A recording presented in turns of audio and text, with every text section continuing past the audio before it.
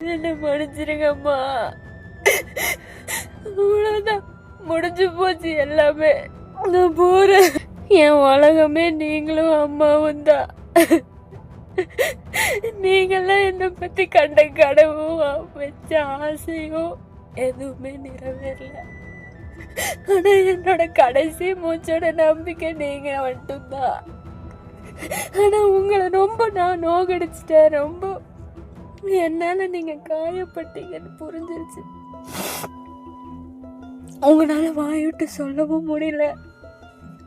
அதே சமயம் என்ன இப்படி பார்க்கவும் முடியல. என்னால நீங்க படுற வேதனை எனக்கு புரியுது. என்ன மன்னிச்சிருங்கப்பா. என்ன மன்னிச்சிருங்கம்மா. அவ்வளவுதான், முடிஞ்சு போச்சு எல்லாமே. நான் போறேன். அவங்க அப்பா அம்மா, கவின், இவங்க எல்லாருமே பிளான் போட்டு தான் என்ன கல்யாணம் பண்ணியிருக்காங்க. அவங்க கொடுக்குற மென்டல் டார்ச்சர் என்னால் தாங்க முடியல. உடல் ரீதியாகவும் என்னால் அவங்க கூட உண்மையாலுமே இருக்க முடியல.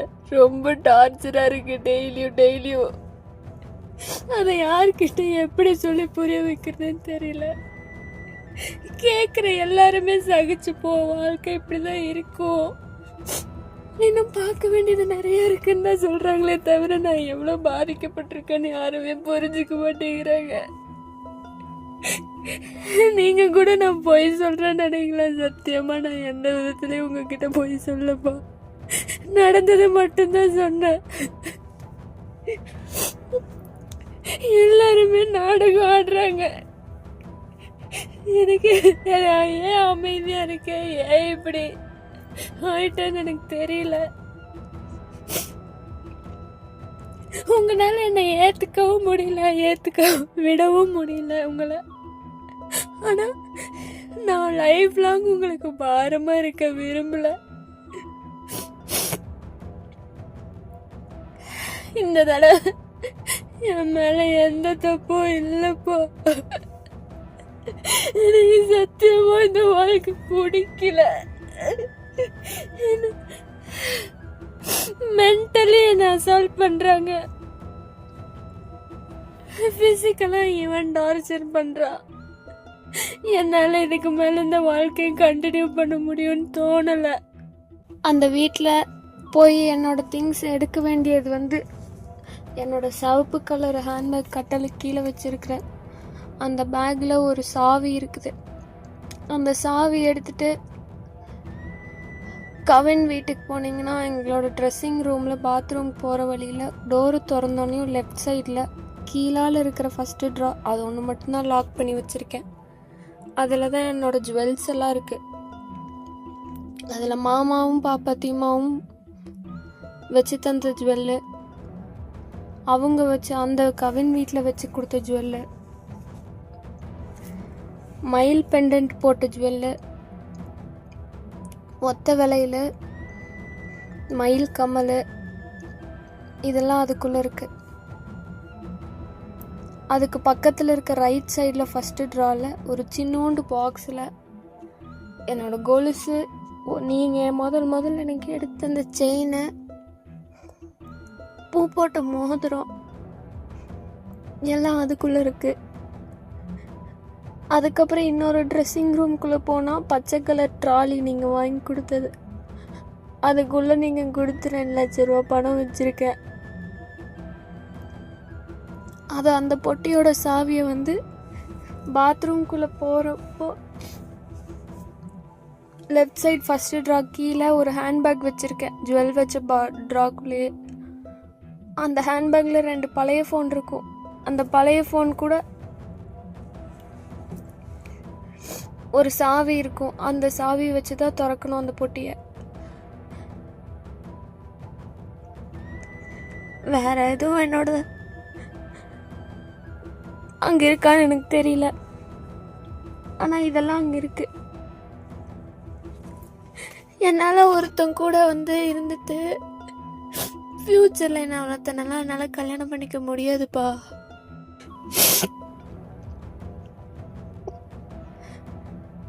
நீங்கள் எந்த தப்பும் பண்ணிடல.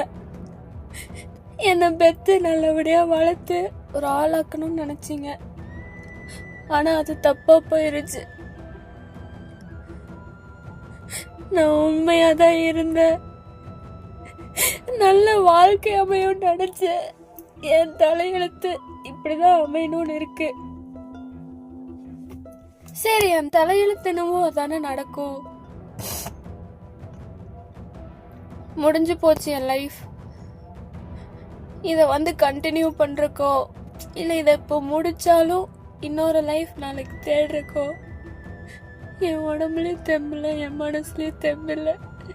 எனக்கு வாழ்றக்கே பயமா இருக்கு. நான் கோழை ஆயிட்டேன்.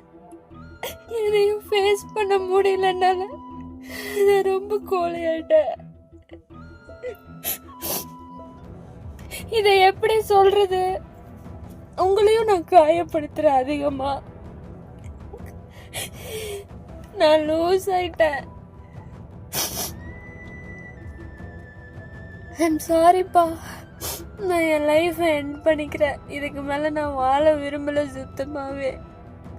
என்னை மன்னிச்சிருங்க. என்னை பெத்ததுலேருந்து நீங்களும் அம்மாவும் பட்ட கஷ்டத்துக்கு அவமானத்துக்கு என்னை மன்னிச்சிருங்க. ஆனா நான் சத்தியமா என்னைக்கு உங்களுக்கு கஷ்டம் கொடுக்கணும்னு நினைச்சதே இல்லை. என் நேரம் ஏதோ ஒன்று ஆயிருது. என்னை மன்னிச்சிருங்கப்பா.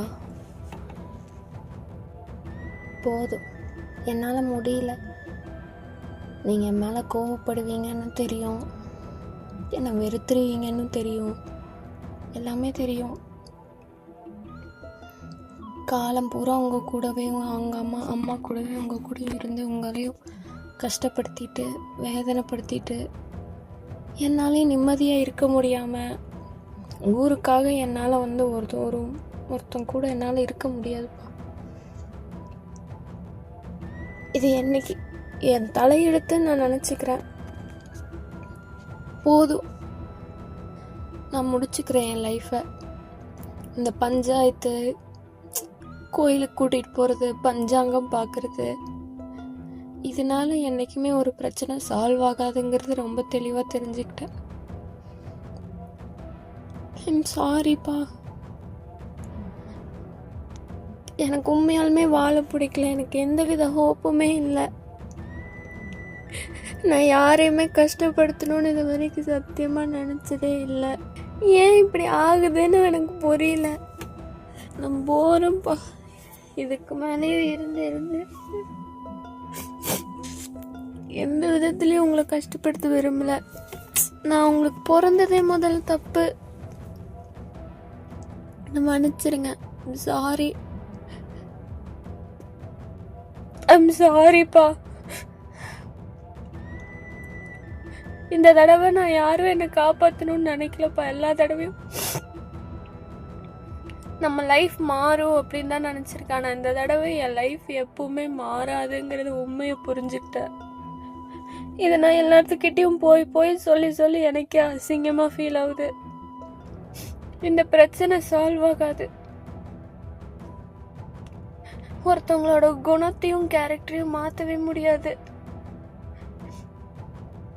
அவங்க என்ன ரொம்ப காயப்படுத்திட்டாங்க, ரொம்ப அசிங்கமும் படுத்திட்டாங்க.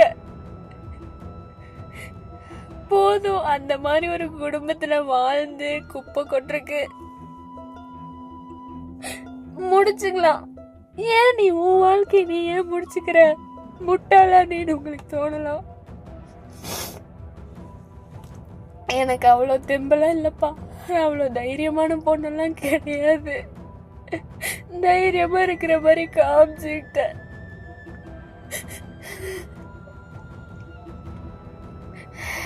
இந்த வாழ்க்கை வேண்டாம், முடிச்சிருக்கலாமே, பொறுமையா இருந்திருக்கலாமே நீங்க யோசிச்சிருந்தா இந்த வாழ்க்கையை முடிச்சாலும் இன்னொரு வாழ்க்கையை தேர்ந்தெடுத்துக்கிறக்கோ இன்னொரு வாழ்க்கையை ஏத்துக்கிறதுக்கான மனம் வலிமை என்கிட்ட இல்லப்பா. அது அசிங்கம்.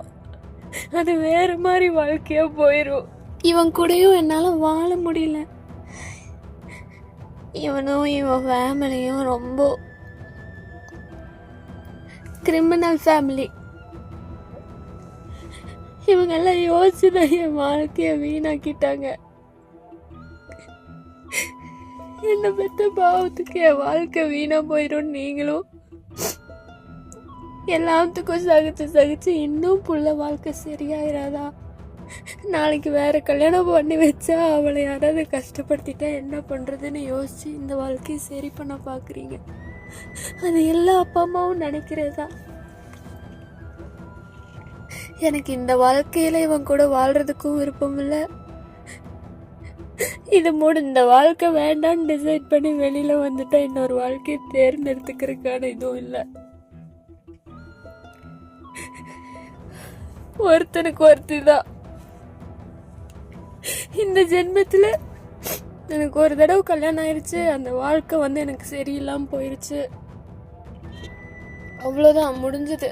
அதுக்கு மேல நான் இனி எதுவும்